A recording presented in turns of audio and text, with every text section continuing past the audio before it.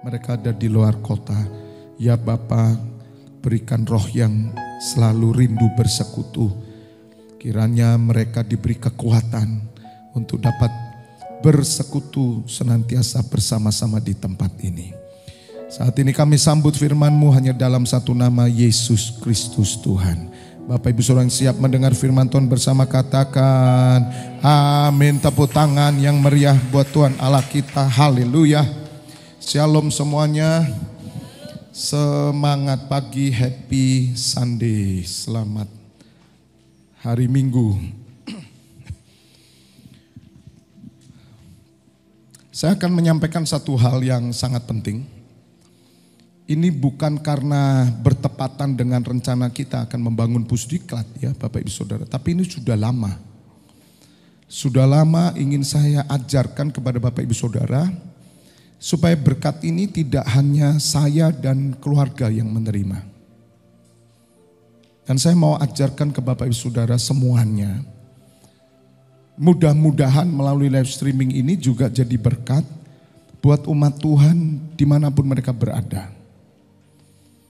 Bapak Ibu Saudara, ada hal yang sangat penting yang saya mau ajarkan pagi hari ini, yaitu berkenaan dengan rumah Tuhan. Mari kita baca lebih dahulu. Dalam surat Hagai, Bapak Ibu Saudara, kita mau coba ngerti hati Tuhan terhadap rumahnya. Ya, tempat kediamannya. Supaya kita sebagai umat yang terpilih, ya, umat yang dikhususkan ini, kita berbeda, Saudara. Sikap kita beda nanti. Hati kita beda, pikiran kita beda, semuanya beda. Ya, saya akan menunjukkan buat saudara semua. Hagai 1, ajakan untuk membangun kembali bait suci. Pada tahun yang kedua zaman Raja Dairus, dalam bulan yang ke-6, pada hari pertama bulan itu, belum keluar ya, udah? Hagai 1.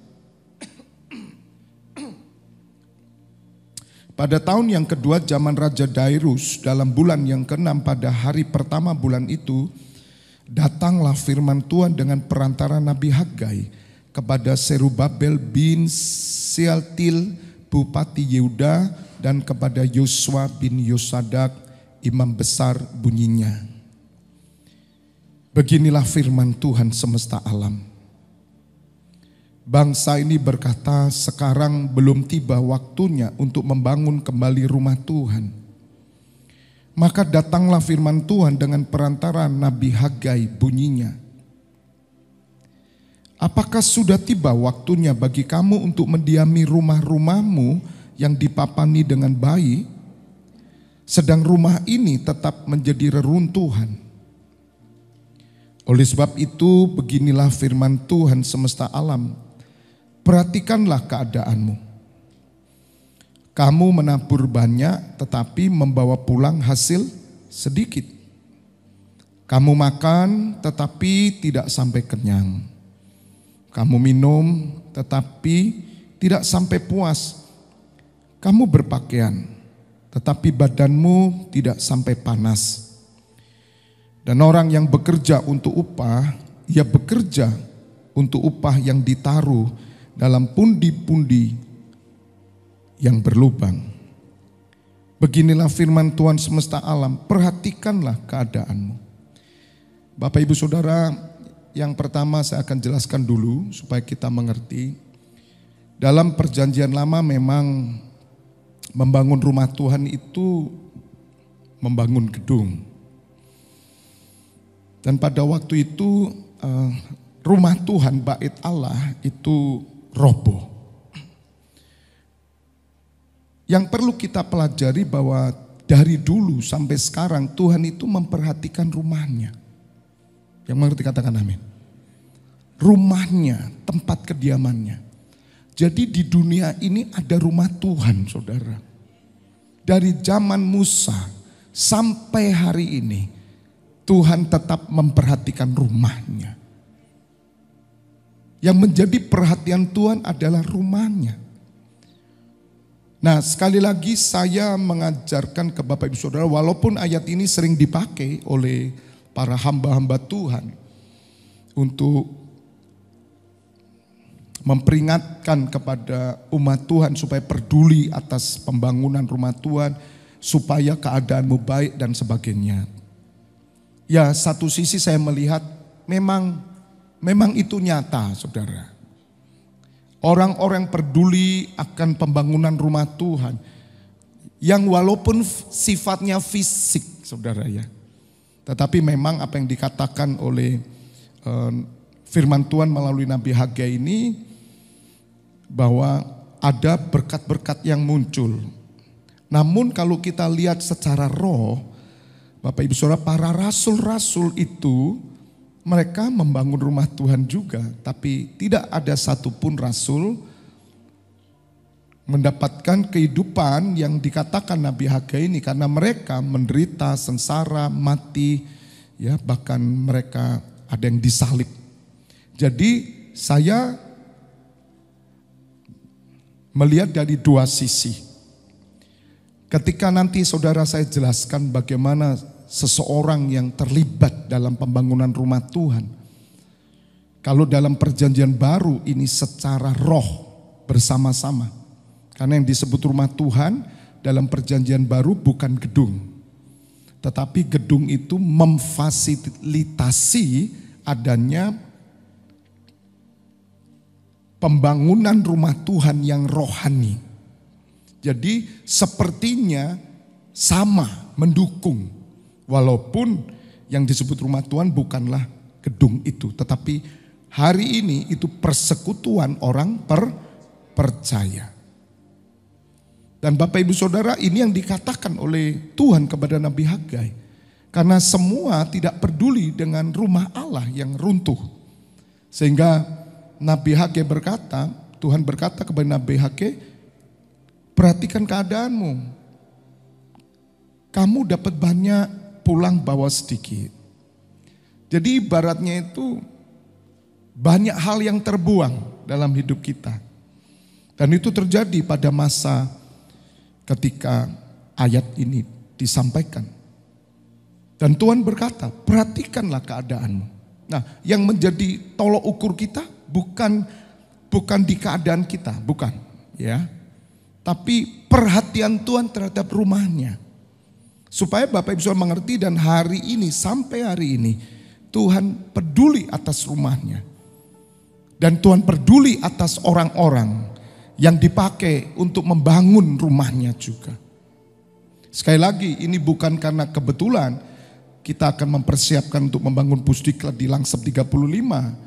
Bukan, saudara. Sudah lama saya mau menjelaskan, nanti saudara akan tahu pada endingnya. Nah, ayat 7, beginilah firman Tuhan semesta alam, perhatikanlah keadaanmu. Ayat 8, jadi naiklah ke gunung, bawalah kayu dan bangunlah rumah itu. Maka aku akan berkenan kepadanya dan akan menyatakan apa, saudara? Kemuliaanku di situ, firman Tuhan. Nah ini loh, saudara. Perkenanan Tuhan dan kemuliaan Tuhan akan dinyatakan kepada orang yang mencintai rumahnya dan peduli membangun rumahnya. Katakan amin, tepuk tangan buat Tuhan Allah kita. Perkenanan dan kemuliaan. Ya, saudara dapat. Ayat 9. Kamu mengharapkan banyak tetapi hasilnya sedikit. Dan ketika kamu membawanya ke rumah, aku menghembuskannya. Oleh karena apa? Demikianlah firman Tuhan semesta alam. Oleh karena rumahku yang tetap menjadi reruntuhan, sedang kamu, apa saudara? Masing-masing sibuk dengan urusan rumahnya sendiri. Sekali lagi ya, saya mengajak saudara untuk peduli apa yang Tuhan peduli. Supaya perkenanan dan kemuliaannya dinyatakan. Oke? Ya, saya tidak terlalu melihat hasil yang di dunia. Bagi saya, diberkati nggak diberkati, bagi saya pribadi karena saya mengenal Allah dengan benar, tidak ada urusan dengan saya. Justru dalam kekurangan kita peduli untuk terus berupaya membangun rumah Tuhan secara rohani maupun jasmani, saya percaya justru upah yang di surga yang saya nanti. Amin. Justru yang saya nanti itu nanti di sana. Kalau berbicara yang di sana pasti dapat saudara. Maka saya mengajarkan setiap saudara untuk melihat upah yang di sana. Ada mahkota, ada pahala. Jangan diukur di bumi. Perjanjian baru tidak sesuai. Ya. Pengertian dalam perjanjian baru dalam Yesus Kristus tidak sesuai. Jika saudara mengukur segala sesuatu yang ilahi itu dengan yang materi, itu jangan. Walaupun Tuhan memelihara kita, Tuhan peduli atas kita. Amin. Jadi arahkan ke sana. Dan saya berharap saudara lebih tertarik untuk mengarahkan ke upah di surga. Walaupun tidak kelihatan. Harapan saya, karena ada banyak orang tidak tertarik. Udah Pak, itu nanti Pak, yang penting sekarang yang kelihatan Pak. Yang kelihatan ini luwe Pak, lapar Pak. Itu yang terjadi. Tapi bagi orang yang matanya sudah terbuka melek. Walaupun dia lapar, kekurangan. Tapi dia mengutamakan rumah Tuhan. Saya percaya satu hari mereka akan dikenyangkan selama-lamanya oleh pohon kehidupan. Yesus Kristus Tuhan dan keturunannya dijamin. Benar saudara. Sangat sulit hari ini mengerti. Tapi saya berdoa. Mudah-mudahan apa yang saya sampaikan ini membuka mata saudara dan saudara mulai bangga. Sebagaimana kemarin saya katakan nanti saudara akan menjadi pemegang saham di rumah Tuhan. Itu bahasa bisnis. Anda dapat bagian. Oleh karena rumahku yang tetap menjadi reruntuhan, sedang kamu masing-masing sibuk dengan urusan rumahnya sendiri. Ayat 10.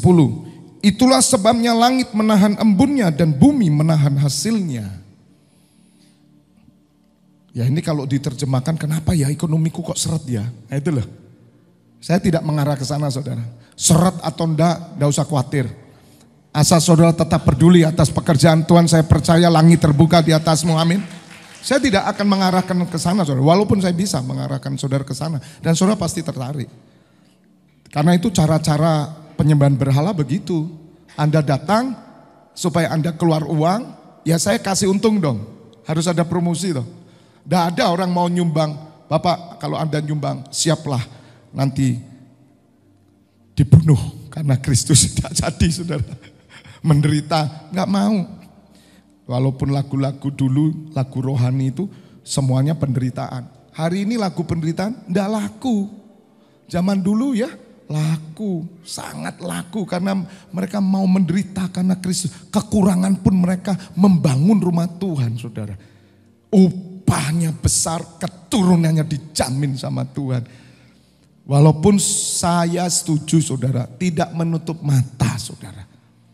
Untuk masa anugerah ini loh ya, ini kan tidak ada penganiayaan. Untuk masa anugerah ini loh saudara. Orang-orang yang memang peduli atas pekerjaan Tuhan. Saudara memang hidupnya dijamin Tuhan. Saya percaya itu saudara. Saya percaya itu saudara.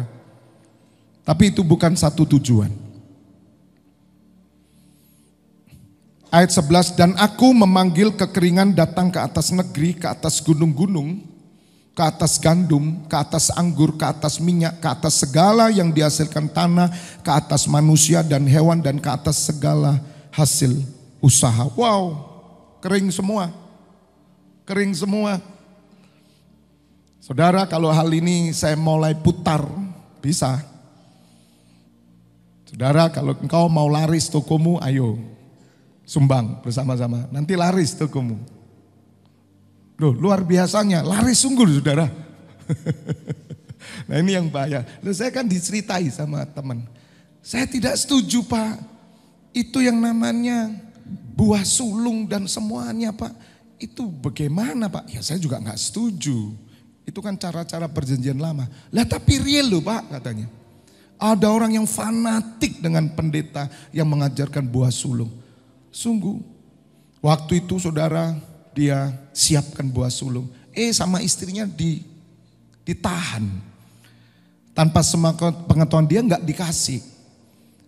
Yang terjadi kerampokan saudara, tokonya habis.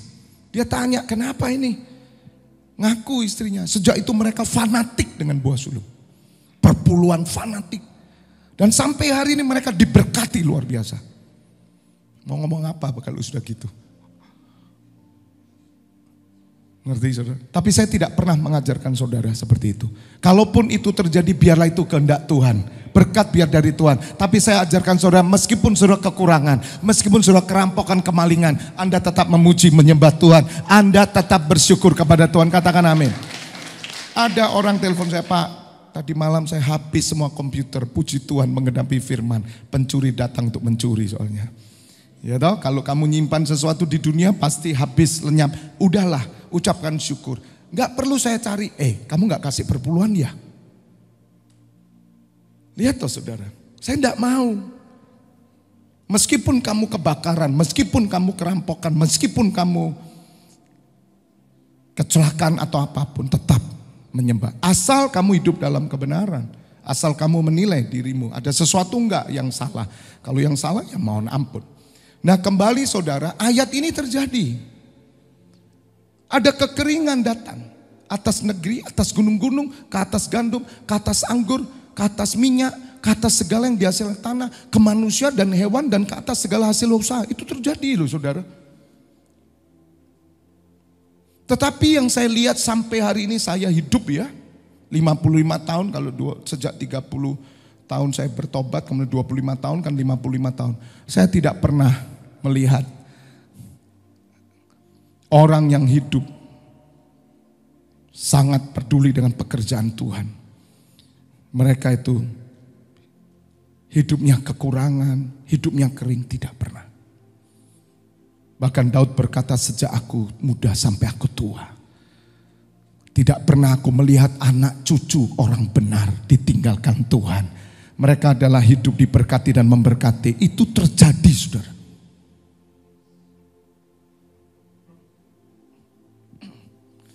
Yang setuju katakan amin.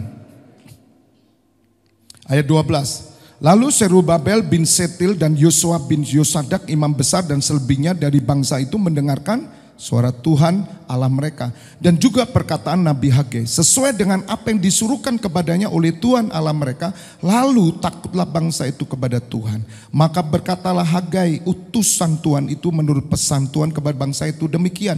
Aku ini menyertai kamu, demikianlah firman Tuhan. Tuhan menggerakkan semangat Serubabel bin Setil bupati Yehuda dan semangat Yosua imamnya bin Yosadak imam besar dan semangat selebihnya dari bangsa itu, maka datanglah mereka lalu melakukan pekerjaan pembangunan rumah Tuhan semesta alam Allah mereka pada hari yang ke-24 dalam bulan yang ke-6. Jadi Bapak Ibu Saudara, Tuhan sangat peduli dengan rumahnya. Dan saya mau katakan hari ini di mana rumah Tuhan? Di gerejanya. Dan di setiap hati Bapak Ibu Saudara yang percaya kepada Tuhan Yesus, saudara disebut bait Allah. Tetapi bait Allah terjadi bersama-sama, dibangun bersama dalam sebuah persekutuan sebagaimana 1 Petrus 2. Jadi Bapak Ibu Saudara jangan pernah berpikir bahwa rumah Allah ditiadakan. Tidak pernah. Rumah Allah tidak pernah ditiadakan. Allah peduli dari zaman Musa. Musa membangun bait Allah. Dinamakan yang namanya kemah pertemuan. Musa membangun kemah pertemuan. Dan di situ Allah menunjukkan contoh bagaimana kamu harus membangun rumah Allah. 1 Petrus 2. 1 Petrus 2 ayat 4, perhatikan. Dan datanglah kepadanya batu yang hidup itu yang memang dibuang oleh manusia. Tetapi yang dipilih dan dihormat di hadirat Allah itu Yesus Kristus. Dan biarlah kamu juga dipergunakan sebagai apa? Batu hidup. Untuk pembangunan suatu rumah rohani. Bagi suatu imamat kudus untuk mempersembahkan persembahan rohani yang karena Yesus Kristus berkenan kepada Allah. Bapak Ibu Saudara, kenapa Allah membutuhkan rumahnya? Karena disitulah dia hadir. Hari Sabtu atau hari apa? Saya menjelaskan bahwa iblis itu roh. Hari Minggu kemarin ya. Ketika satu rumah dibersihkan dari roh jahat, iblis undur. Dan iblis mencari waktu karena iblis itu roh dan roh selalu membutuhkan tempat. Dia cari kemana-mana. Dia kembali ke rumah itu, dilihat kosong bersih rapi. Maka dia membawa teman-temannya begitu banyak saudara untuk masuk. Nah, ciri roh itu selalu mencari tempat kediaman. Dan iblis dia punya tempat kediaman itu di setiap manusia. Atau dia ada di rumah-rumah kosong. Di tempat-tempat gelap. Ada memang. Tapi dia juga mencari di dalam setiap hati yang kosong manusia. Bahkan orang Kristen pun dapat dimasuki. Kan saya sudah jelaskan tentang kesehatanan. Sebab Anda memberi tempat kepada iblis. Roh itu masuk dan memberi tempat. Dan mendapat tempat dalam hidup saudara. Jadi ciri roh, Allah itu adalah roh, dia juga mencari tempat kediaman. Ayat 6 kembali 1 Petrus 2. Sebab ada tertulis di dalam kitab suci, sesungguhnya aku meletakkan di Sion sebuah batu yang terpilih, sebuah batu penjuru yang mahal, dan siapa yang percaya kepadanya tidak akan dipermalukan. Karena itu, perhatikan, karena itu bagi kamu yang percaya, ia apa saudara? Mahal. Ini yang saya ajak saudara nanti. Siapa yang sadar bahwa rumah Allah itu sesuatu yang lebih berharga dari segala sesuatu yang ada di dunia? Coba saudara. Oh, saya yakin saudara, pemahaman ini tidak sampai kepada pendeta dan keluarganya, belum tentu. Mahal loh saudara. Bagi kita yang percaya rumah Allah dan rumah Allah itu gereja. Kenapa Pak Febi katakan gereja? Loh, karena yang bangun Tuhan Yesus. Daud itu ingin membangun. Di dalam Kisah Rasul 17, tolong buka. Kisah Rasul 7. Kisah Rasul 7 ayat 44. Saya tunjukkan sebentar. Dan saya akan saya buktikan nyata bahwa sedikit orang bangga dengan gereja. Bangga dengan rumah Tuhan. Apalagi anak pendeta. Sungguh saudara. Kenapa? Karena mereka tidak ngerti. Ya kalau gerejanya maaf seperti gereja yang sekarang udah ratusan ribu kemarin mengadakan Natal, saya turut senang saudara. 2 tahun tidak pernah mengadakan Natal karena adanya COVID. Begitu mengadakan Natal itu di Gelora Bung Karno. Biasanya tidak di Gelora Bung Karno karena Gelora Bung Karno itu 200 ribu. Loh isinya bagaimana? Tapi beberapa kali ngadakan Natal itu udah terlalu sempit. Yang dipilih cuma Gelora Bung Karno.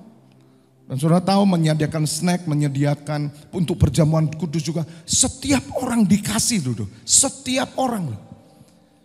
Ketika dibuka tanggal 3 Desember penuh saudara. Hampir 200 ribu. Wow, nama Tuhan dipermuliakan. Wah, ya aku mau bangga kalau aku jadi anaknya pendeta yang kayak gitu, ya siap Pak. Saudara tahu, itu menyediakan berapa kontainer. Anggurnya berapa, minyak urapannya, dikasih minyak urapan juga. Saya tahu itu dari berbagai macam gereja, haus dan lapar mereka. Tapi mengadakan di Gelora Bung Karno gak mudah saudara. Itu kira-kira habisnya maybe ya puluhan M saudara, M-an saudara. Haleluya. Waktu saya melihat saya berkata terpujilah engkau Tuhan Yesus. Dan terpujilah Allah Bapa selama-lamanya. Kiranya kemuliaanmu dinyatakan. Benar loh saudara. Itu bukan konser musik dari Amerika loh datang. Wah, hanya Yesua Masiah yang ditinggikan bagi kemuliaan Bapa. Nah, kalau orang jadi anaknya pendeta yang punya segitu, mungkin loh masih ada. Karena belum tentu sadar. Malah ada yang seperti masuk jurang, terlanjur. Nah bagaimana? Kamu kok jadi pendeta? Lah gimana? Udah terlanjur. Bapakku pendeta. Lah kamu kok pendeta? Ya udah masuk jurang. Jadi kalau orang bahasa Jawanya udah kecebur. Lah gimana? Tapi sebetulnya gimana kamu bangga? Ya gimana ya? Makanya setiap saudara akan saya jelaskan. Ini yang terjadi fakta. Makanya hari ini siapa yang peduli akan rumah Tuhan? Siapa? Mereka cuma peduli akan rumahnya sendiri. Mereka datang ke gereja untuk rumahnya sendiri. Siapa yang peduli rumah Tuhan? Saya mau katakan kepada Bapa dan Putranya Yesus Kristus, di tempat ini peduli akan rumah Tuhan. Semua umat adalah batu yang hidup. Mereka bukan penonton, tapi mereka adalah batu yang hidup. Amin. Kemah kesaksian ada pada nenek moyang kita di padang gurun. Namanya meeting room, saudara. Meeting room loh ini. Pertemuan kalau meeting room. Kesaksian, testimoni, meeting, kemah, tempat, room, kesaksian. Ada kesaksian terjadi di sana, pertemuan Allah dengan Musa. Ada pada nenek moyang kita di padang gurun seperti yang diperintahkan Allah kepada Musa untuk membuatnya menurut contoh yang telah dilihatnya. 45. Kemah itu yang diterima nenek moyang kita dan yang dengan pimpinan Yosua dibawa masuk ke tanah ini, yaitu waktu tanah ini direbut dari bangsa-bangsa lain yang dihalau Allah dari depan nenek moyang kita. Demikianlah sampai kepada zaman Daud. Nah, perhatikan sekarang 46. Daud telah mendapat kasih karunia di hadapan Allah. Dan ia apa saudara? Ia memohon saudara. Daud tuh cinta kediaman Allah. Daud cinta rumah Allah. Cinta rumahmu menghanguskan aku. Daud tuh memohon loh saudara. Sama Bapa di surga loh. Supaya ia diperkenankan untuk mendirikan suatu tempat kediaman bagi Allah Yakub. 47. Tetapi Salomolah yang mendirikan sebuah rumah untuk Allah. Salomo anaknya mendirikan rumah namanya Bait Salomo yang begitu megah. Sampai bangsa-bangsa datang, Ratu Sheba datang. Salomo diberikan hikmat luar biasa. Sayangnya Salomo gagal saudara. Ya, istrinya 300, gundiknya 700 saudara. Gagal lagi. Salomo gagal saudara. Gagalnya Salomo karena dia menyembah Allah dari istri dan gundik-gundiknya. Tapi memang Tuhan sebetulnya masih terus mencari. Karena 48, ayat 48. Tetapi yang maha tinggi tidak diam di dalam apa yang dibuat oleh tangan manusia, seperti yang dikatakan oleh Nabi. Tuhan tidak diam dalam apa yang dibuat oleh tangan manusia. Tidak saudara. Entah itu disebut tempel, kuil, atau disebut bangunan apa. Tidak ada Tuhan di sana. Allah tidak pernah tinggal di tempat yang dibangun oleh tangan manusia. 49. Langit adalah tahtaku dan bumi adalah tumpuan kakiku. Rumah apakah yang akan kamu dirikan bagiku? Demikian firman Tuhan. Tempat apakah yang akan menjadi perintianku? Bukankah tanganku sendiri yang membuat semuanya ini? Katakan amin. Siapa nanti yang membangunnya? Keturunan Abraham. Yaitu Yesus Kristus Tuhan. Tolong Matius 16 ayat 18. Supaya Bapak Ibu Saudara mengerti bahwa Tuhan Yesus datang Natal ini. Dia bangun rumah Bapaknya. Jadi saudara mengerti nanti. Setiap saudara dipakai untuk pembangunan rumah Allah.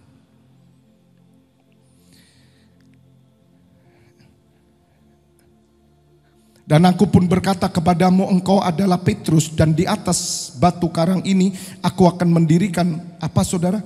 Jemaatku.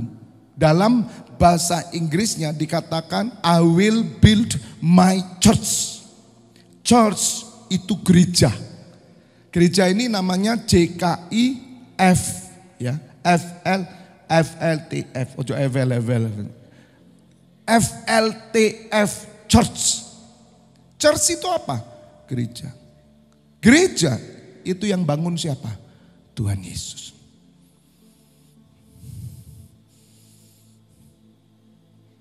Dan alam maut, ya, the gates of Hades shall not prevail against it. Dan alam maut tidak akan menguasainya.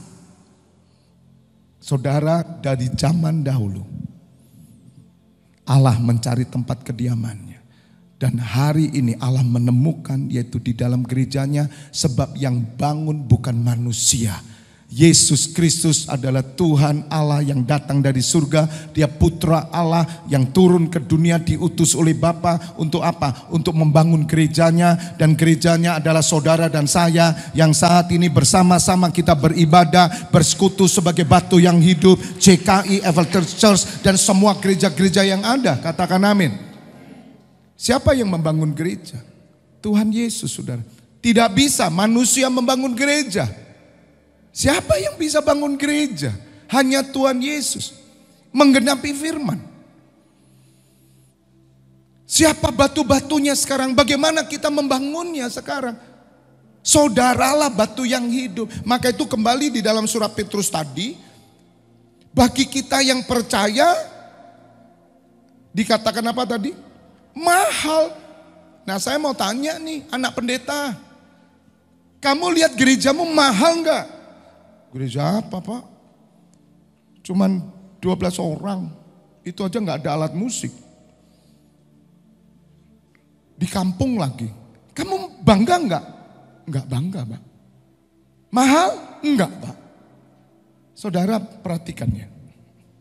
Ini yang saya mau coba membuat saudara mengerti. Kerinduan hati Allah.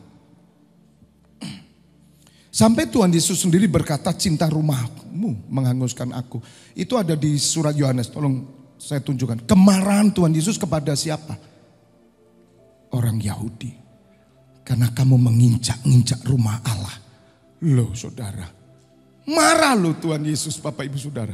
Tolong dibuka dalam Yohanes, supaya Bapak Ibu Saudara mengerti. Yohanes, atau Matius, Yohanes berapa? Nah, ya. Sebelumnya, ayat sebelumnya.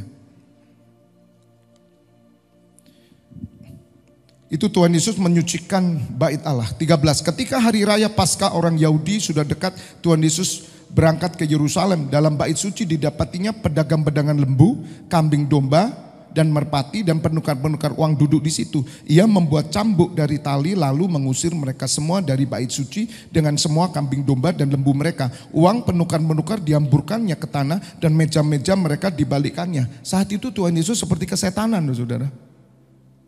Tapi tidak. Dia tidak kesetanan. Kenapa saudara? Karena dia marah. Karena rumah Bapakku kamu jadikan sarang penyamun. Loh itu masih gedung loh saudara. Perhatikan ayat ke-16. Kepada pedagang merpati ia berkata, ambil semuanya ini dari sini. Jangan kamu membuat apa? Rumah Bapakku menjadi tempat berjualan. Wow saudara.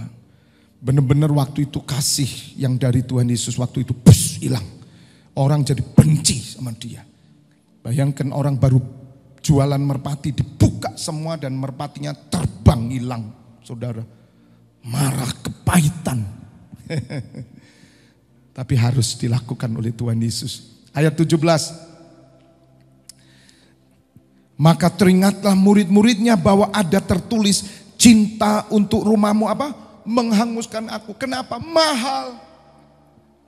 Mahal saudara. Ketika ibadah doa syafaat sore, saya saksikan. Saya ini diantar waktu itu ke satu kota dengan seorang driver Kristen. Awalnya saya tidak tahu kalau dia Kristen. Ketika dia naik mobil, bawa mobil, saya di belakang dengan istri, saya tanya, saya sering seneng ngobrol ya saudara tahu ujungnya kemana, ya supaya dia melihat kebenaran.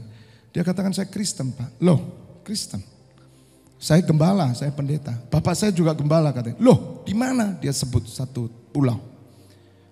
Kamu berapa lama di Malang? 7 tahun. Kerjamu apa? Ya ini Pak, driver Pak. Loh kamu itu mikir enggak ya? Saya jelaskan saudara tentang betapa mulianya rumah Allah. Bayangkan saudara. Bapaknya sudah umur kira-kira hampir 70. Ada adiknya sekolah Alkitab. Ada, ya, karena dia anak pertama. Yang bisnis ada. Tapi saudara mereka tidak mengerti betapa mahal. Langsung saya jelaskan apa yang saya khotbahkan ke saudara ini. Dia cuma manggut-manggut.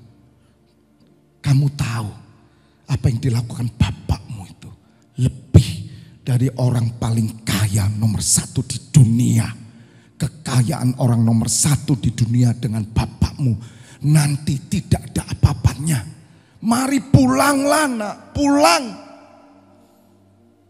Jen water sao, water jua. Itu kan nyanyi. Pulanglah anakku. Ya sampai hari ini masih driver saudara. Gak buka matanya. Dan saya yakin kok gak semua orang Kristen bangga seperti Tuhan Yesus atas rumah. Pasti. Makanya beda yang dilakukan perjanjian lama dengan yang dilakukan Tuhan Yesus. Rumah rohani itu pembangunan bersama-sama, keterlibatan saudara sebagai manusia-manusia roh. Bukan sekedar bangun pakai semen ini, enggak. Ini semua ya ikhlaslah lah saudara. Anda punya duit kasih 1 semen boleh, enggak ya enggak apa-apa, enggak ada. Kasih aja minum kopi ke tukangnya, enggak masalah. Tapi yang terpenting persiapkan dirimu, kamu bangga bahwa kamu menjadi bagian dari rumah Allah. Katakan amin. Loh saudara, ini yang membuat mata saya terbuka dan saya bangga saudara. Kalau hari ini saya dipercaya rumah Allah, saya dipercaya mengembalakan apa yang dibangun oleh Tuhan Yesus. Saya percaya kita semua akan mendapat upah yang besar di surga. Dan saya sungguh amat bangga saudara. Saya merasa orang yang paling kaya di dunia. Tidak ada satupun kekayaan yang melampaui apa yang dibangun Tuhan Yesus. Ini rumah Allah saudara. Supaya Bapak Ibu Saudara turut bangga. Karena saudara nanti akan menjadi pemegang saham juga bersama saya.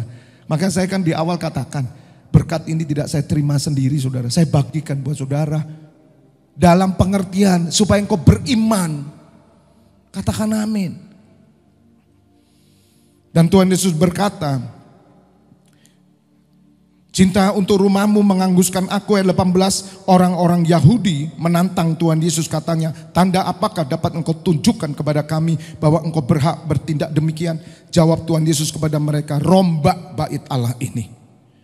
Dalam 3 hari aku akan mendirikannya kembali. Lalu kata orang Yahudi kepadanya, 46 tahun orang mendirikan bait Allah ini dan engkau dapat membangunnya dalam 3 hari. Lihat saudara.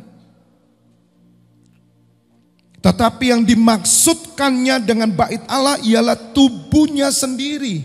Kemudian sesudah ia bangkit dari antara orang mati, barulah teringat oleh murid-muridnya bahwa hal itu telah dikatakannya, dan mereka pun percayalah akan kitab suci dan akan perkataan yang telah diucapkan Tuhan Yesus. Ketika Tuhan Yesus bangkit, ngerti, apalagi Roh Kudus turun, buka mata Petrus. Dia berkata, kamulah batu yang hidup bagi pembangunan rumah rohani. Nah Bapak Ibu Saudara, mari perhatikan. Hari ini di mana rumah itu? Di Yerusalem. Tidak. Rumah itu ada di gerejanya. Katakan amin. Di tempat inilah Allah bersemayam. Ketika kita bersekutu 2-3 orang bersekutu dalam nama Yesus, Tuhan Yesus hadir, Bapa hadir di rumahnya, rumah rohani. Katakan amin. Dan saudara adalah orang-orang yang dipercaya. Kembali kepada surat Petrus. Bapak Ibu Saudara, ini fakta. Tidak semua orang merasa ini mahal. Gereja apa itu? Di Janti. Sesat gitu. Loh, kalau orang lain biarin lah saudara. Tapi kamu yang ngerti ini mahal. Katakan amin. Lu lebih mahal mana Pak? Gereja yang 200.000. Sama aja dia yang bangun juga Tuhan Yesus. Tuhan Yesus mau bangun yang besar, apa yang kecil sama aja. Pokoknya Tuhan Yesus yang bangun dan di situ Roh Allah ada. Roh Allah di tempat ini sama dengan yang di 200.000. Roh Allah di tempat ini sama dengan yang 20 orang. Sebab Allah hadir di tengah umatnya. Katakan amin. Tidak ada bedanya. Tapi yang terpenting Tuhan Yesus menjadi dasar. Nah persoalannya jemaat itu ngerti enggak? Maka saya ajarkan saudara supaya Anda bangga mahal. Karena itu bagi kamu yang percaya, ia mahal. Tapi mereka yang tidak percaya, batu yang telah dibuang oleh tukang-tukang bangunan telah menjadi batu apa? Penjuru. Juga telah menjadi batu sentuhan, suatu batu apa? Sandungan. Mereka tersandung padanya karena mereka tidak taat kepada firman Allah. Dan untuk itu mereka juga telah disediakan. Baru ayat 9 muncul Bapak Ibu Saudara. Tidak semua orang bisa membangun. Hanya Yesus Kristus yang membangun. Dan siapa batu yang hidup? Tetapi kamulah bangsa yang terpilih. Imamat yang rajani. Bangsa yang terpilih, saudara dipilih. Tukang-tukang itu kalau mau bangun rumah dia mesti milih batu itu sesuai dengan batu penjuru. Dan dia harus pilih batu yang bagus. Itu terpilih. Imamat yang rajani, imamnya siapa? Saudara dan saya imam. Bukan imam Lewi hari ini. Katakan amin. Bangsa yang kudus itu bangsa yang dikhususkan. Hidup saudara dikhususkan bagi pembangunan rumah Allah. Umat kepunyaan Allah sendiri. Supaya kamu memberitakan perbuatan-perbuatan yang besar.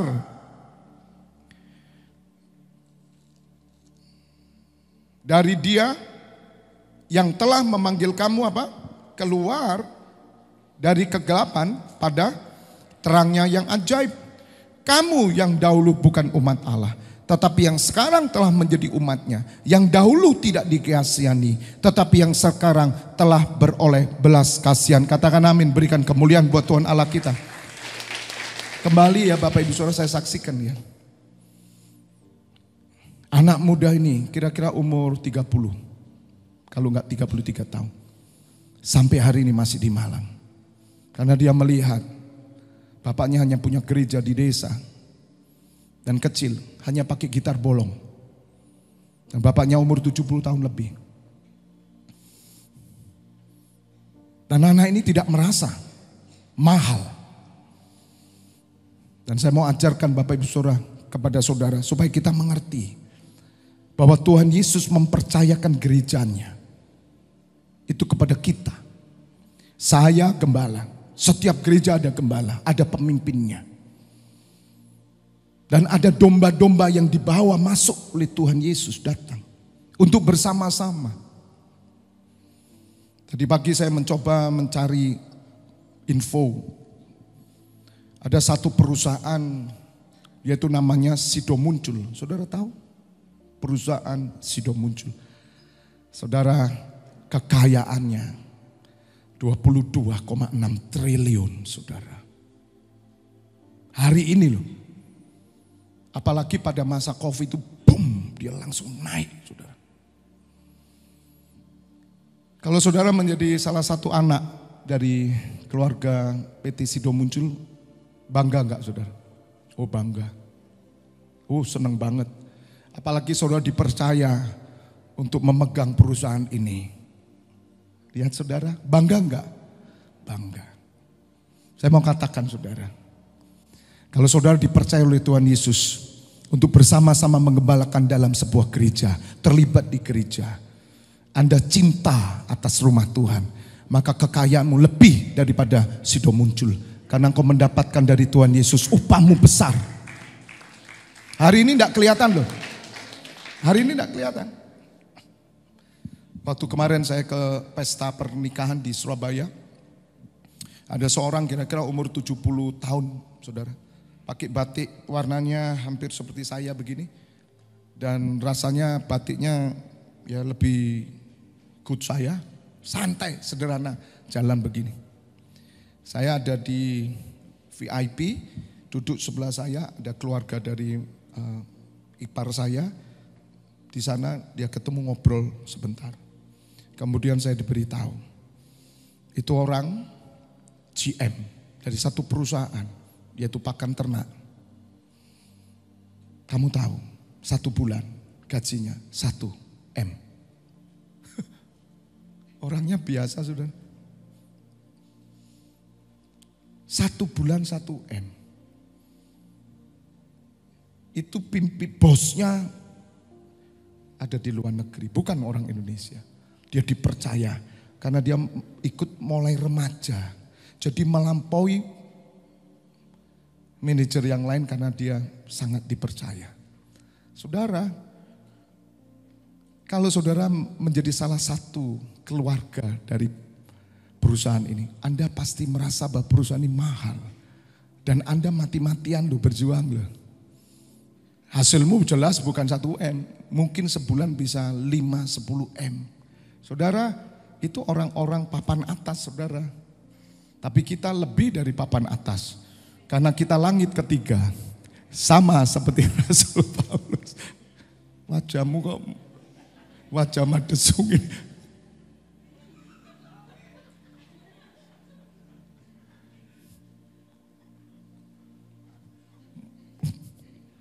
Bola matamu dolar. Ayo, kapan ya? Saudara, saya kumpulkan anak saya. Bersama-sama kami ngomong. Saya jelaskan ini saudara. Kamu mesti bangga. Kalau kita dipercaya satu perusahaan jiwa. Saudara, dan saya tidak mungkin sendirian saudara. Dan anak saya kasih tahu. Sampai mati kita harus perhatikan ini. Fokuskan semua. Mungkin papanya temanmu punya perusahaan besar. Mungkin perusahaan baja. Triliuner. Papa kasih tahu ya. Itu papa temanmu tidak akan lebih kaya dari papa. Hari ini kamu tidak lihat memang. Papa tutup salon. Karena papa melihat lebih mahal.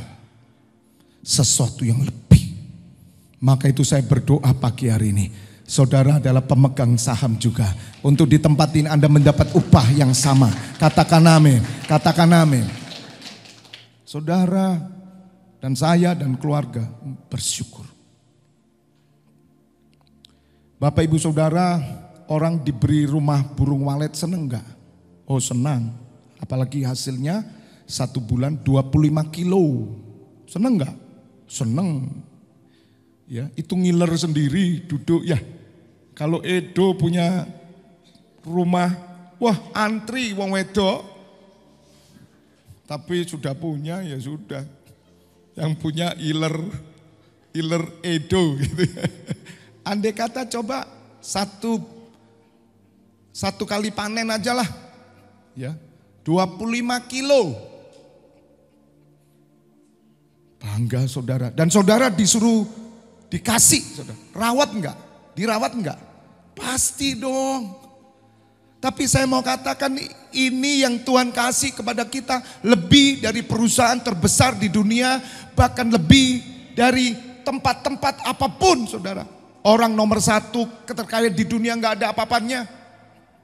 Tapi masalahnya gak kelihatan gitu loh saudara. Ini kan gak kelihatan. Tapi pagi hari saya buka mata rohani saudara, supaya saudara percaya. Katakan amin. Sebagaimana dikatakan Kolose 3, 23, 24, tolong Pak musik masuk. Ketika saya awal-awal pelayanan saudara, ayat ini diberikan oleh seorang petobat baru. Dia kasih saya surat ini. Bapak, ini dari Tuhan, ini ayat ini saudara. Apapun juga yang kamu perbuatlah dengan segenap hati seperti untuk Tuhan dan bukan untuk manusia. 24. Kamu tahu. Wah saudara, makanya saya ini orang yang merasa hidup paling sempurna saya ini. Kenapa? Karena saya dipercaya sebuah gereja itu sempurna bagi saya dan seisi rumah saya. Berkat apalagi yang lebih besar daripada kepercayaan diberikan Tuhan Yesus. Mana yang lebih besar saudara? Haleluya.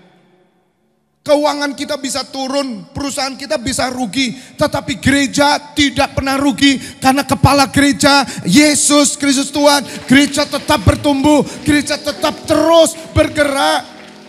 Saya ajak saudara, makanya saudara itu bagian pemegang saham juga, orang-orang yang terlibat.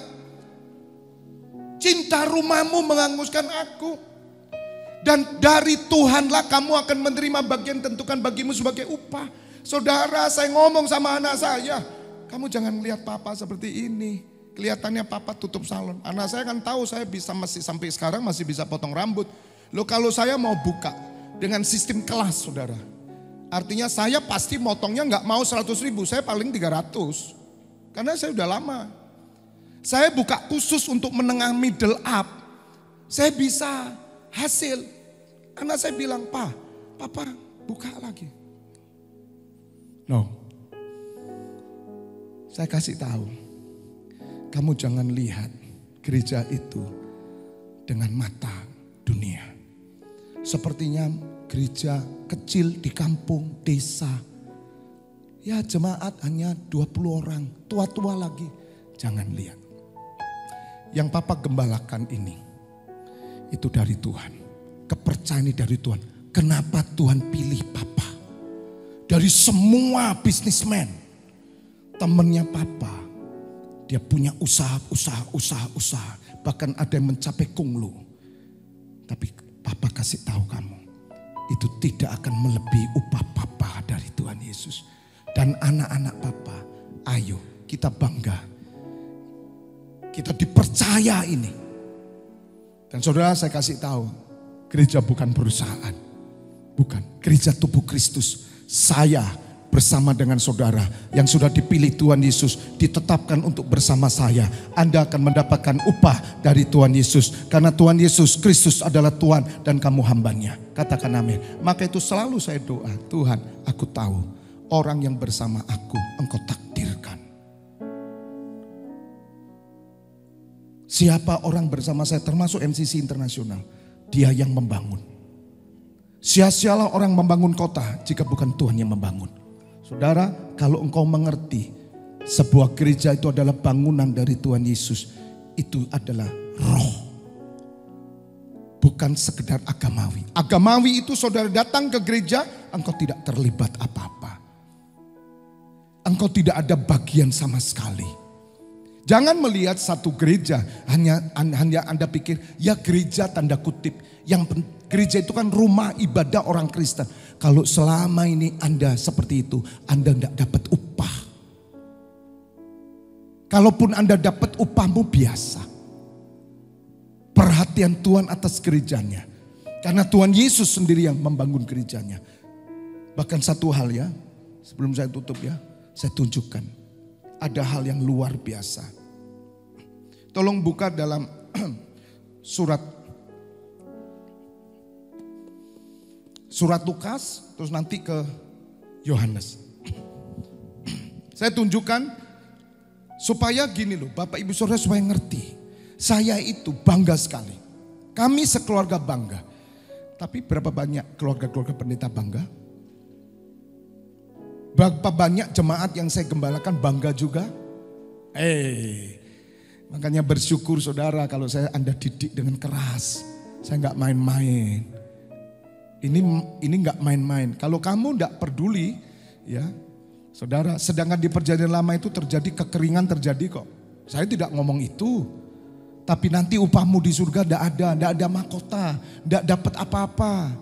Meskipun persekutuan kita hanya 100-150, tapi kita adalah keluarga Allah. Kita bersama-sama dipercaya Tuhan Yesus. Maka upah kita akan diberikan oleh Tuhan Yesus. Katakan amin. Maka jangan saudara menganggap ringan. Ini rumahmu juga. Katakan amin. Kalau saudara dipercaya satu restoran, Anda pemegang saham restoran itu, Anda peduli nggak dengan restoran itu? Pasti dong. Anda juga terlibat dong. Anda juga merasa memiliki toh. Itu yang namanya batu yang hidup. Gak bisa Anda cuma datang, minggu ini mau ke gereja mana ya? Rasanya di utara, belum utara. Kita coba ya. Selesai, minggu depan ke gereja mana ya? Wah, Anda tidak dapat apa-apa loh. Karena engkau membangun rumahmu sendiri. Sedangkan rumahku kau biarkan reruntuhan. Ngerti sekarang? Lukas 2 ayat 41. Tiap-tiap tahun orang tua Tuhan Yesus pergi ke Yerusalem pada hari raya Paskah. Ketika Tuhan Yesus telah berumur 12 tahun, pergilah mereka ke Yerusalem seperti yang lazim pada hari raya itu. Sehabis hari raya, hari-hari perayaan itu, ketika mereka berjalan pulang, tinggallah Tuhan Yesus di Yerusalem tanpa diketahui orang tuanya. Ya, 44. Karena mereka menyangka bahwa ia ada di antara orang-orang seperjalanan mereka. Perjalanan mereka sehari perjalanan jauhnya lalu mencari dia di antara kaum keluarga dan kenalan mereka. Karena mereka tidak menemukan dia, kembalilah mereka ke Yerusalem sambil terus mencari dia. Tuhan Yesus dicari hilang di pasar malam gitu loh. Itu perayaan di Yerusalem. Sesudah 3 hari loh saudara, 3 hari dicari. 3 hari. Masih umur 12 tahun, 3 hari hilang. Lapor polisi udah telat, harusnya 24. Ya, 1 kali 24 jam. Sesudah 3 hari mereka menemukan Tuhan Yesus dalam apa? Bait Allah. Remaja, makanya saya senang anak-anak muda yang cinta gereja Tuhan. Tiap hari melayani gereja sambil sekolah di gereja. Seperti anak-anak muda sekarang ini yang saya gembalakan. Saya percaya mereka mendapat upah yang sama seperti Tuhan Yesus. Hidup mereka di gereja, mati di gereja. Mati. Anda kaya kalau kamu mati di gereja. Makanya kalau ada orang ya saudara, kasih hidup. Sampai mati di gereja, gak nikah. Orang ini duduk sama Tuhan Yesus. Kenapa saudara? Karena gereja milik Tuhan. Dan Allah peduli atas gerejanya. Dan Allah sangat peduli dengan orang yang peduli akan gerejanya. Gila saudara, itu dijamin dengan sumpah.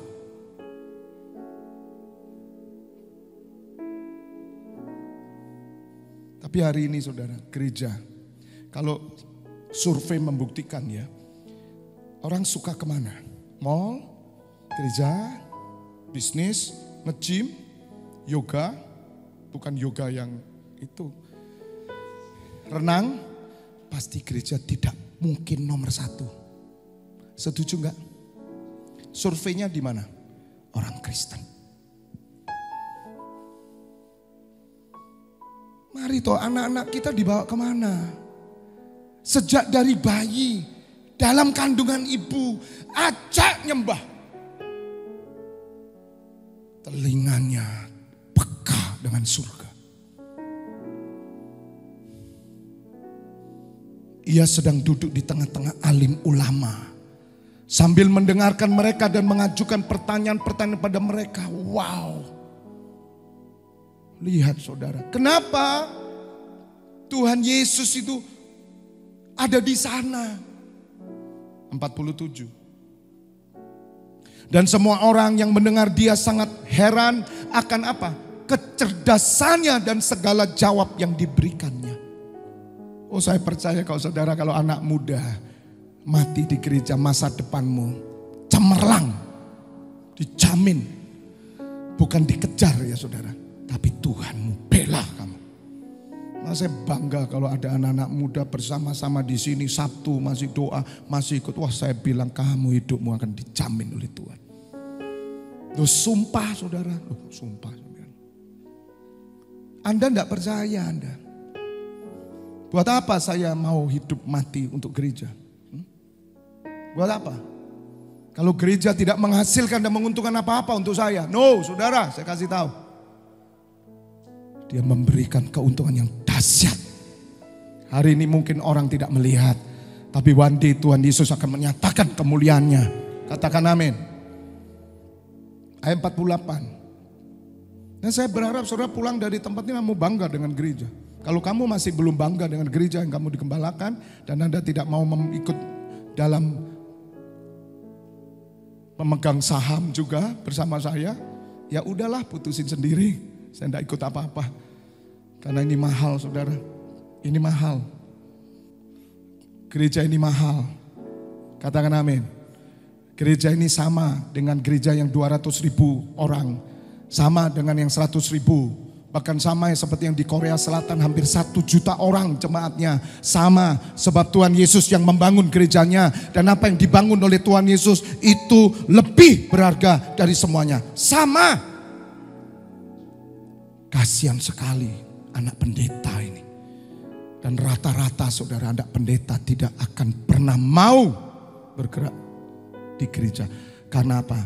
Karena orang tuanya juga tidak ngerti. Tapi bersyukur saya orang tua yang ngerti dan saya ajak ngomong sendiri anak-anak saya. Kami kumpul.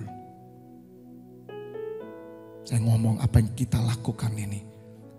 Kita lebih dari konglomerat siapapun. Tapi saya bangga ada konglomerat di Jakarta yang tim saya pendoa bersama saya. Saudara tahu itu konglomerat itu orang-orang hebat. Tapi mereka membangun sebuah gereja. Karena pesan orang tuanya sebelum meninggal. Orang tuanya cinta Tuhan. Dia katakan, nanti kalau kamu jadi orang, Papa minta bangun gereja. Saudara Nasar ini dipegang. Dan berapa gereja yang mereka sudah biayai dan terlibat semuanya. Oh, wah, saya percaya saudara. Ini orang di dunia sudah konglomerat, udah orang kaya sekali, uangnya triliunan, pulang ke surga mereka mendapatkan berkat yang luar biasa. Lihat saudara, ikrarlah saudara dalam hatimu. Kalau kamu diberkati Tuhan, bangun gereja. Tidak usah jauh-jauh sama saya. Sama saya membangun persekutuan ini loh. Kalau Anda punya uang lebih, bangun. Saudara, bukan cuma uangmu loh tapi terlibat loh ya. Karena Tuhan bisa pakai orang lain untuk membangun itu bisa. Orang non-Kristen bisa dipakai. Dan ketika orang tuanya melihat dia tercenganglah mereka lalu kata ibunya kepadanya, "Nak, mengapa engkau berbuat demikian terhadap kami? Bapamu dan aku dengan cemas mencari engkau." 49. Jawabnya kepada mereka, "Mengapa kamu mencari aku? Tidakkah kamu tahu bahwa aku harus berada di mana, saudara? Di dalam rumah Bapakku." Murid-muridnya baru sadar ketika Tuhan Yesus sudah bangkit. Tuhan Yesus berkata, "Cinta rumahmu menghanguskan aku." Jangan heran kalau Tuhan Yesus waktu itu marah saudara. Kayak kesetanan saudara. Dia obrak-abrik saudara. Karena dia cinta rumah Bapaknya sejak umur 12 tahun saudara.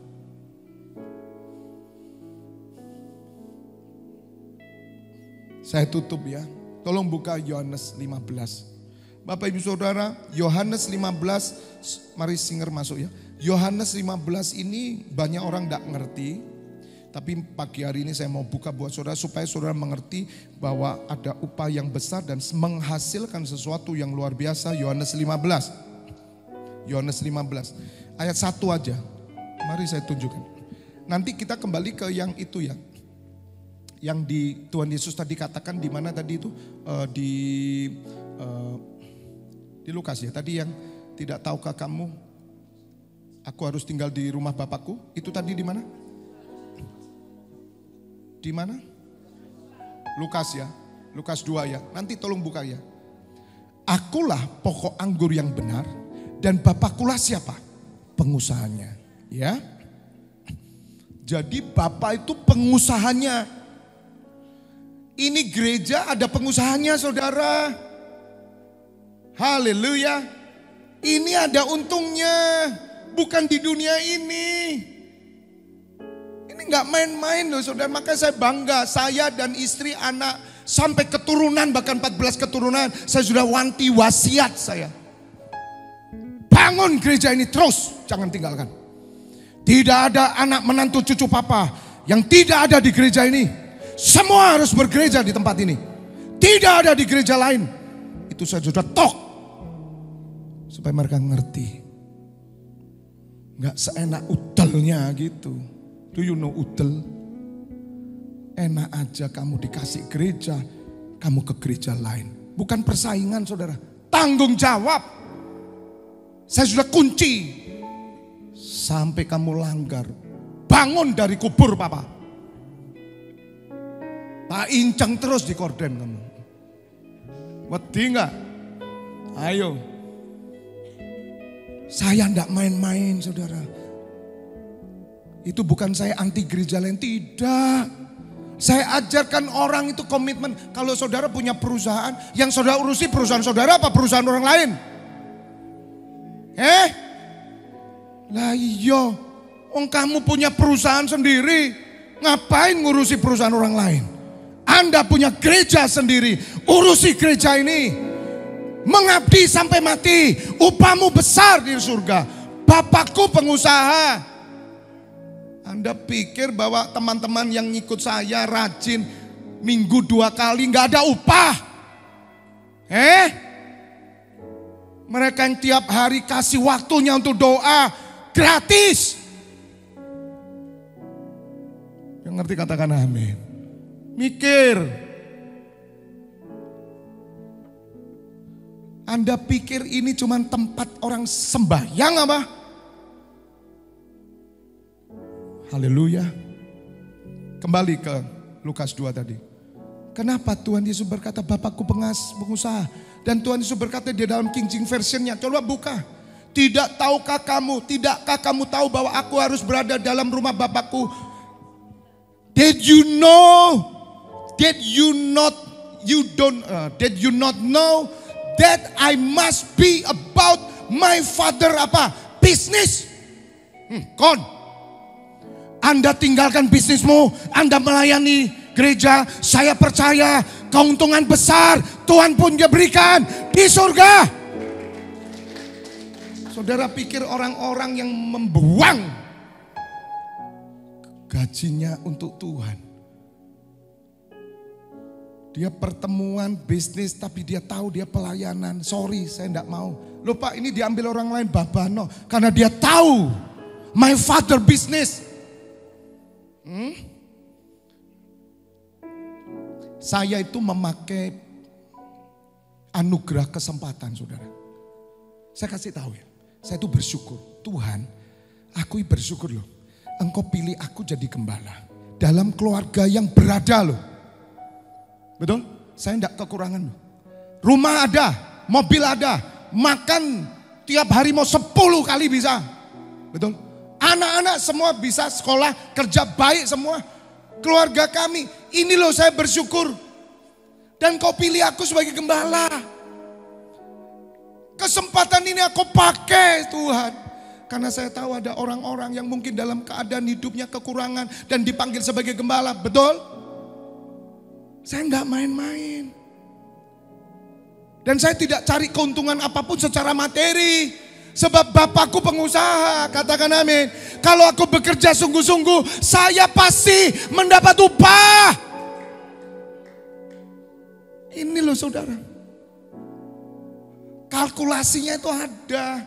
Ayo sampean, Bandingkan mana kerjaanmu dengan gereja. Ngomong lebih besar gajimu daripada gereja. Cepat ngomong hari ini. Kalau kamu bisa berkata gereja lebih daripada gajiku, maka upahmu besar di surga. Dan kau tahu apa yang harus kau lakukan. Panggilan Tuhan dalam hidupmu. Tepuk tangan buat Tuhan. Ngerti?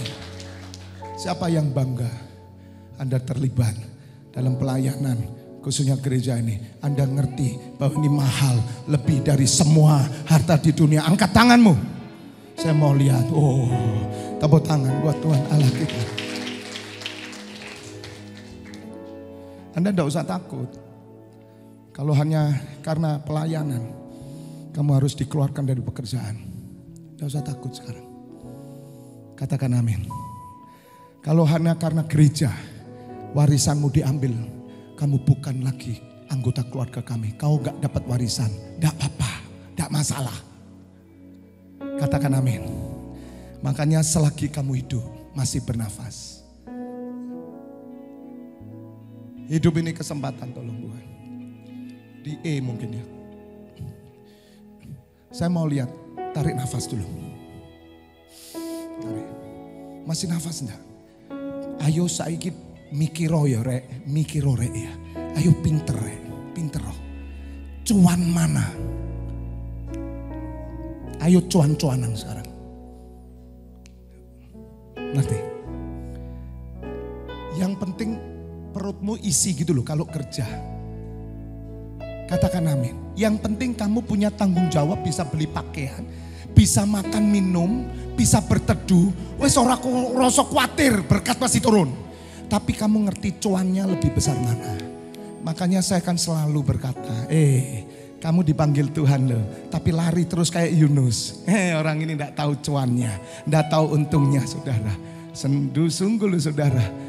Allah itu tidak mau berhutang loh Bapak Ibu Saudara. Dan Allah memang tidak pernah punya hutang dengan kita. Tapi Allah memperhatikan kalau saudara sungguh-sungguh. Ambil kesempatan ini. Jangan kesempatan yang kamu punya ini engkau sia-siakan karena engkau melihat di luar gereja lebih mahal. Siapa yang tahu besok hidup? Angkat tangan. Siapa yang tahu besok masih hidup? Cepat angkat tangan. Tidak ada yang tahu. Nanti malam saya bisa tidak ada saudara. Saudara dikabari Pak Febi meninggal. Atau sebelum saya khotbah nanti sore. Bisa. Tapi saya punya kesempatan sudah saya pakai. Kamu sudah pakai belum? Oh repasik, saya undang bagi berdiri. Buka kedua tangan saudara. Kau rapasik ya rapasaka rapasik. Sembah Tuhan terus. Kau repasik ya rapasik. Mari pagi hari ini kita menjadi dewasa mengerti saudara. Apa yang kita lakukan ini bukanlah biasa. Mahal, mahal saudara, mahal. Jangan seperti orang anaknya pendeta itu. Dia nggak bangga dengan gereja bapaknya. Bahkan dia jadi driver. Dia kerja dunia. Padahal dia punya gereja. Dia tinggalkan bapaknya. Orepasekearapa. Bapa, buka mata roh kami. Supaya umatmu melihat bahwa rumahmu ini mahal. Kami beri hidup kami seperti Yesus Tuhan memberi hidupnya. Oh repas oh Tuhan, pakailah hidupku selagi aku masih kuat. Bila saatnya nanti ku tak berdaya lagi, hidup ini sudah jadi. Oh Tuhan, oh Tuhan, pakailah hidupku selagi aku masih kuat. Bila saatnya nanti berdaya lagi. Hidup ini sudah jadi berkat. Mari lebih dahsyat lagi. Katakan dengan imanmu. Oh Tuhan, pakailah hidupku selagi aku masih kuat. Bila saatnya nanti ku tak berdaya lagi, hidup ini sudah jadi berkat. Masing-masing saudara berdoa. Cek hatimu, kamu bangga enggak dengan gereja tempat ini? Kamu bangga enggak dengan gereja? Selama ini kalau kamu menganggap kalau gereja ini cuma rumah ibadah, bertobat, kamu tidak dapat apa-apa pulang. Kamu tidak dapat apa-apa, tidak akan dapat. Khususnya saudara yang bergereja di tempat ini, juga yang saya gembalakan melalui live streaming. Coba cek hatimu. Kalau selama ini kita tidak ngerti, tidak apa-apa. Pagi hari ini kamu ngerti, katakan Tuhan, cinta rumahmu menghanguskan aku. Aku mau mati di gereja.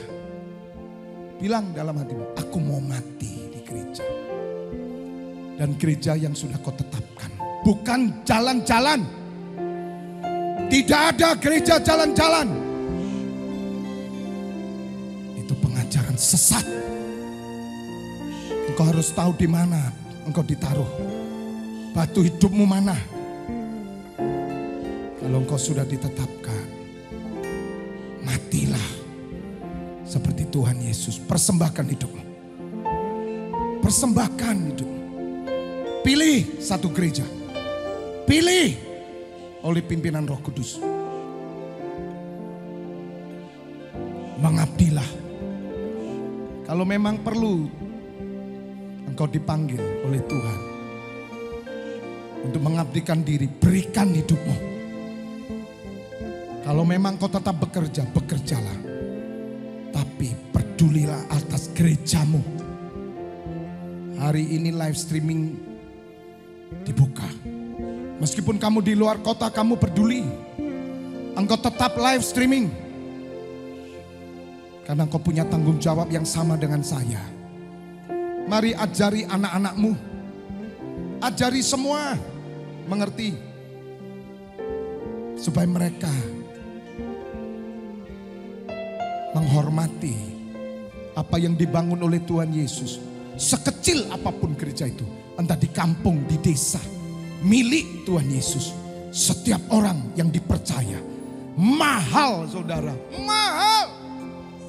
Apalagi gereja yang ada di gunung saudara. Oh Tuhan, itulah berlian-berlian, mutiara-mutiara yang indah.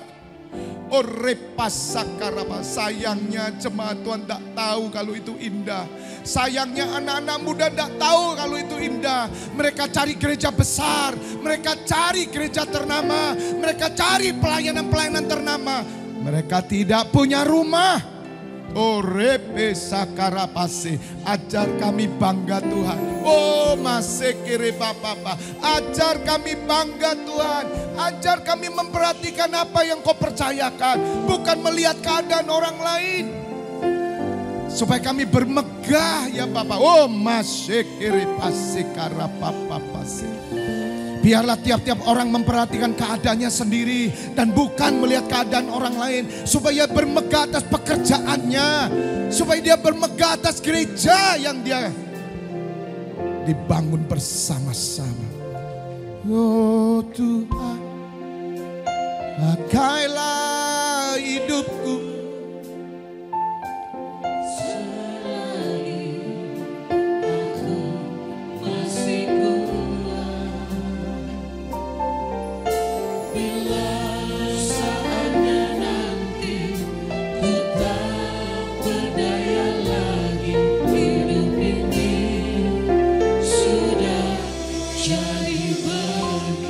Tangan buat Tuhan. Bapak, hamba terbatas perkataan, pengetahuan terbatas, hamba tidak berguna. Hambanya menyampaikan yang sangat sederhana. Kiranya mereka mengerti hatimu, mengerti hati Tuhan Yesus putramu.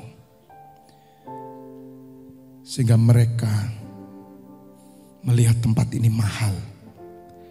Melihat tempat ini menghasilkan upah yang besar. Ya Bapa, mereka bukan simpatisan.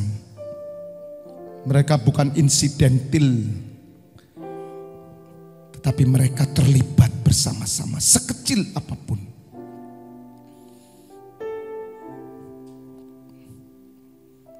Karena surat Hagai sudah menyatakannya.